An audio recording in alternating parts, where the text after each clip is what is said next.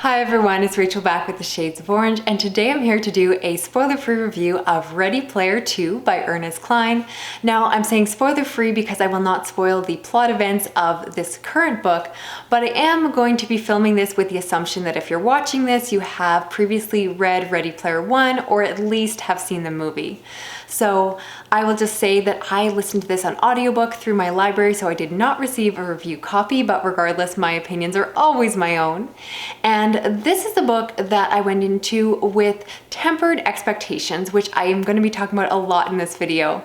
So I went in thinking that I really did enjoy the first book. I realized that it is not perfect, it definitely has its problems, but I just thought it was fun. I am a nerdy person myself, so I enjoyed all of the flashbacks to the 80s, and I just thought it was a fun adventure story. So I did enjoy Ready Player 1. This isn't going to be a rant of the entire series, but I went into the second book knowing that it probably wasn't going to be that great. I have already watched some other people's reviews, so I know that there is a lot of hate online for it, so I wanted to check it out for myself and report back with my opinions here. So let me start by saying that this book is largely going to depend on your expectations going into it.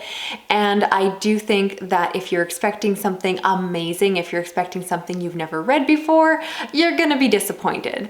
And I think that there's a lot of reviewers out there that are really putting out these scathing reviews because they do get a lot of views and clicks, while a more tempered review, perhaps like this, may not always get as much attention. But this sequel, I'll be honest, is one that did not need to exist. The ending of Ready Player 1 was very satisfying. It was meant to be a happily ever after for the characters.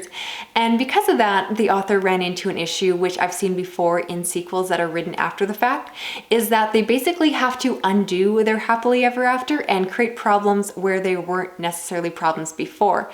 And that's a setup to this book. You get to see that the main character is having issues in his relationships. He isn't quite as happy as he thought he would be, having all the riches in the world, having ownership of the oasis.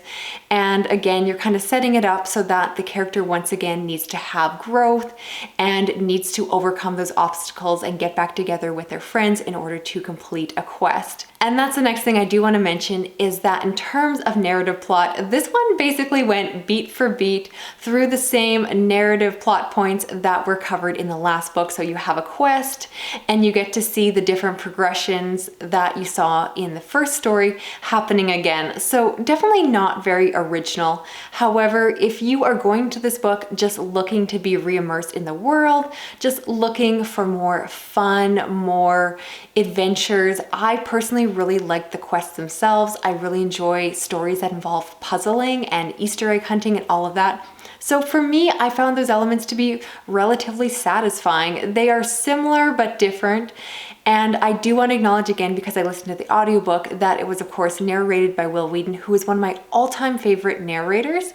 And I really thought that that experience did help to give me a more positive view of this book, because he really did, for me, bring the book back to life. It felt very familiar. I felt like I was in a familiar story, and that was very comforting to me. Now, without going too much further into the plot, I will say that there definitely were some plot choices that I thought were really cliche and were basically just stolen from movies and books and so forth.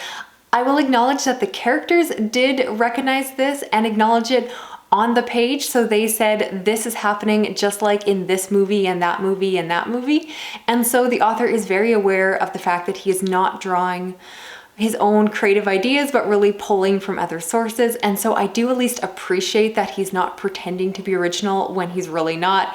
And this book honestly was not very creative in terms of bringing something new to the genre.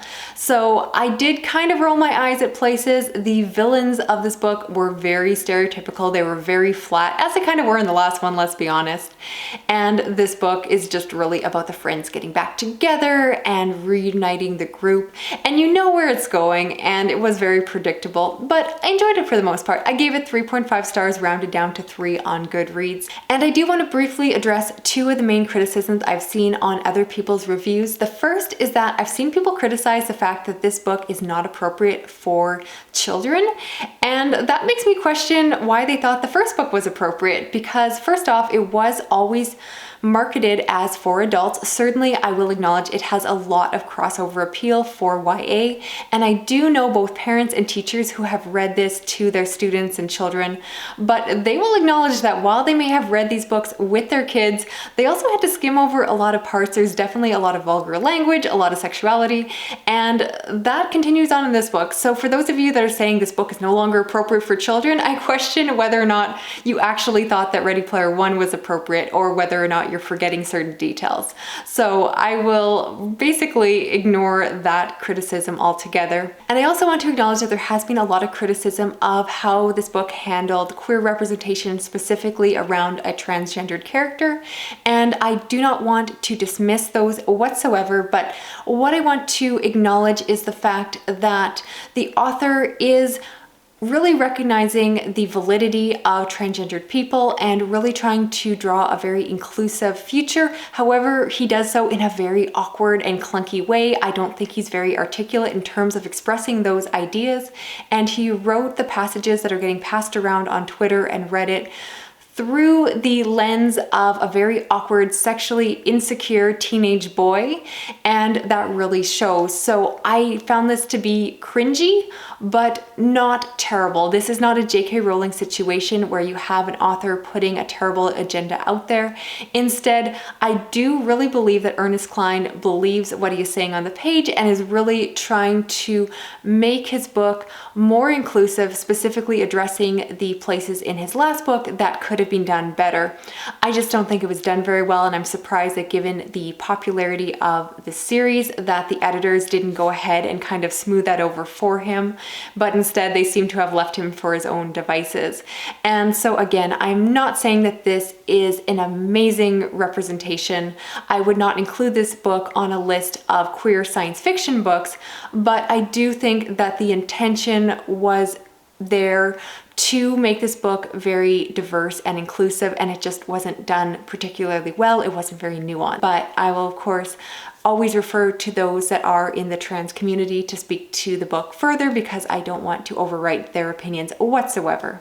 Otherwise, to wrap up my thoughts, I really did enjoy this book. I found it entertaining, but also very flawed. I am not saying that this is a literary piece of work, and it really was so unnecessary, but despite that, I had a lot of fun reading it, and I think that if you are just looking for more of the fun and adventures that were in the first book and are okay with the flaws in the second one, go ahead and read it. It's actually not that bad. It was pretty fun, and it had an interesting ending. I'm not totally sure if I'm sold on it, but you know what? He went there, and I'm okay with him trying something a little bit different. It was a bit unexpected for sure. Otherwise, I would love to hear your opinions down below. Let me know what you thought. Even if you totally disagree with me, that is okay. If you're new to my channel, please consider subscribing. I do read a lot of new science fiction as well as fantasy, thrillers, and horror. And you can also help me out by giving this video a thumbs up if you liked it, sharing it around online, and hitting that notification bell. Thank you so much for watching. I will talk to you again soon. Okay, bye-bye.